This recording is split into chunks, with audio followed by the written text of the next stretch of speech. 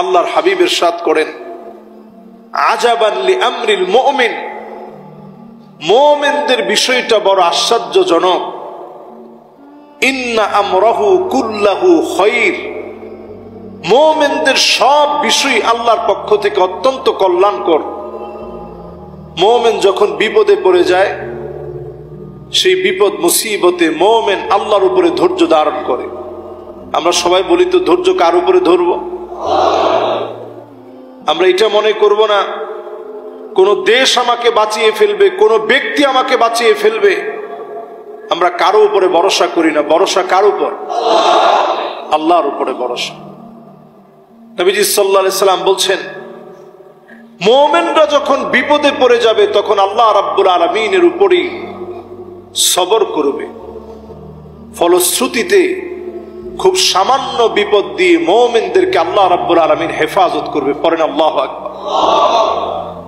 এরপর নবীজি বলছেন, আর যখন মুমিনদেরকে আমি আল্লাহ রাব্বুল আলামিন ভালো একটা সময় দিই, এই ভালো সময়ে মুমিনরা আল্লাহ রাব্বুল আলামিনের শুকরগুজারি আদায় করে।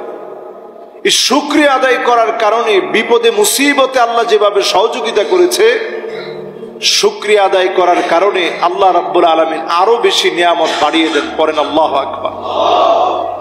দুইটা অবস্থায় মুমিনদের জন্য বড় কল্যাণকর। একটা হচ্ছে বিপদের সময়, আরেকটা হচ্ছে নিয়ামতের সময়। এই পৃথিবীর শ্রেষ্ঠ দুইটা নিয়ামত, যেই দুইটা নিয়ামত মানুষ হারিয়ে ফেললে, মণি মুক্তা হীরা ডায়মন্ড দামি মহামূল্যবান কোন বস্তু হারিয়ে ফেললে মানুষ যেমন খুঁজতে থাকে, মানুষ দুইটা নিয়ামত হারিয়ে ফেলে খুব খুঁজতে থাকে।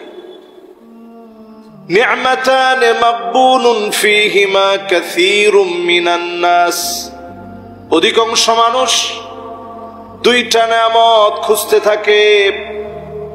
এক নাম্বার নিয়ামতের নাম হচ্ছে সুস্থতার নিয়ামত, দুই নাম্বার নিয়ামত হচ্ছে অবসরের নিয়ামত।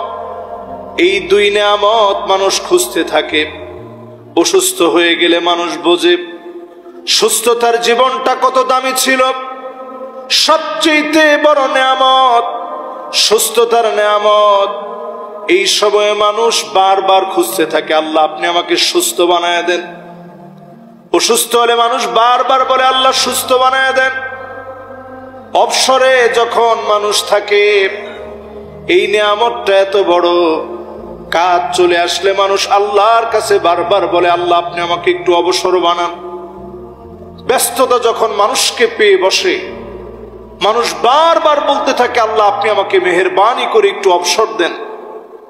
কাজের চাপ যখন বেড়ে যায়, মানুষ একটু অবসর সময় কাটাতে চায়।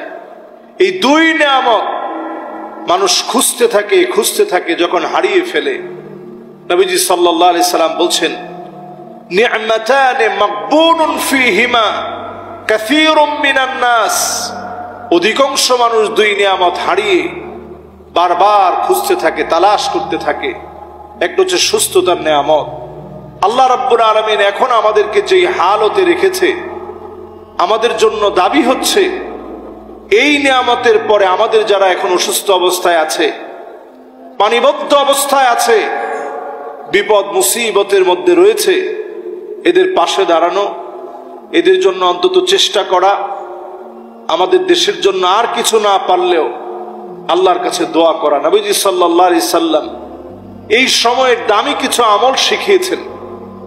যখন পানি দিয়ে চতুর্দিক ভরে যাবে, বন্যায় যখন প্লাবিত হবে, এরকম ভয়াবহ পরিস্থিতি যদি কখনো সৃষ্টি হয়, নবীজি সাল্লাল্লাহু আলাইহি ওয়াসাল্লাম কিছু আমল দিয়েছেন।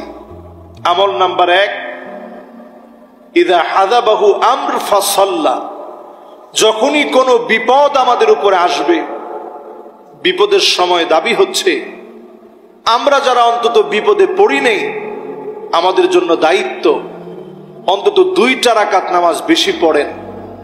মুসিবতে যারা আছে তাদের জন্য দোয়া করেন। 1 নম্বর আমল কি? 2 রাকাত নামাজ বেশি পড়েন। 2 রাকাত নামাজ পড়েই মাজলুম যারা এখন বিপদ মুসিবতে যারা এখন আছে, তাদের জন্য 2 রাকাত নামাজ পড়ে দোয়া করেন।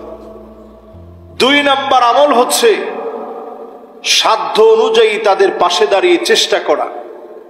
এটা কেমন সওয়াব? একজন বিধবা, একজন অনাথ, একজন এতিম, একজন মিসকিনের পাশে আপনি দাঁড়ালেন, সব আছে কিন্তু এখন কিছুই নাই, এমন মানুষের পাশে আপনি দাঁড়ালেন। কাল মুজাহিদি ফি সাবিলিল্লাহ, আল্লাহর পথে প্রাণান্তকর লড়াই, ছুরির সামনে দাঁড়িয়ে জীবন দিলে যেমন সওয়াব হয়, জিহাদের ময়দানে দাঁড়িয়ে থেকে জিহাদ করলে যেমন সওয়াব হয়, এই সময় আরেক ভাইয়ের জন্য চেষ্টা করলে আল্লাহ তাআলা তেমন সওয়াব দান করে দিবে। সুবহানাল্লাহ। এক নাম্বার কাজ, নামাজ পড়ে দোয়া করেন। দুই নাম্বার কাজ, সাধ্য মতো তাদের জন্য চেষ্টা করেন।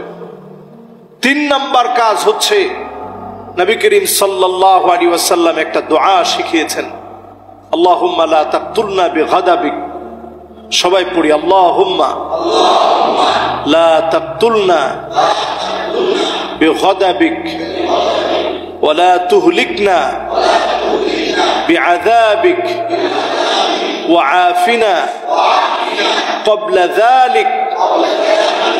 আল্লাহর কাছে বললাম, আল্লাহ এই আযাব দিয়ে আল্লাহ আপনি আমাদেরকে ধ্বংস করে দিন না। আল্লাহর কাছে আমরা বিনয়ের সঙ্গে বললাম, আয় আল্লাহ তাআলা এই আযাব দিয়ে আমাদেরকে ধ্বংস করে দিন না।